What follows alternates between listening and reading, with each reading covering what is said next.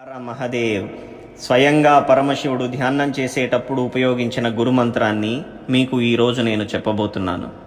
పార్వతీ అమ్మవారు భైరవి విజ్ఞాన తంత్రంలో గురు శిష్యుల సంభాషణ జరిగేటప్పుడు పరమశివుడిని ఇలా అడుగుతుంది, నేను మీ దగ్గరికి గురుమంత్రం కోసం వచ్చాను, కానీ వచ్చిన ప్రతిసారి మీరు ధ్యానంలోనే ఉంటారు.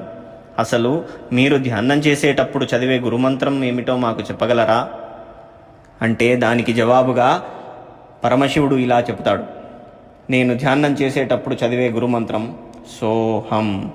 దీనినే మనం కూడా ప్రయత్నించవచ్చు. మీ కళ్ళు రెండు మూసుకొని మీ దృష్టిని కనుబొమ్మల మధ్యన నిలిపి శ్వాసను లోనికి మెల్లగా తీసుకోండి. అలాగే శ్వాసను మెల్లగా బయటికి వదలండి. ఇప్పుడు మీరు గమనించండి, లోనికి శ్వాస పీల్చినప్పుడు సో అన్న శబ్దం లోన వెనక వినిపిస్తూ ఉంది. అలాగే శ్వాస బయటికి వదిలేటప్పుడు కూడా హమ్ అన్న శబ్దం వినిపిస్తుంది.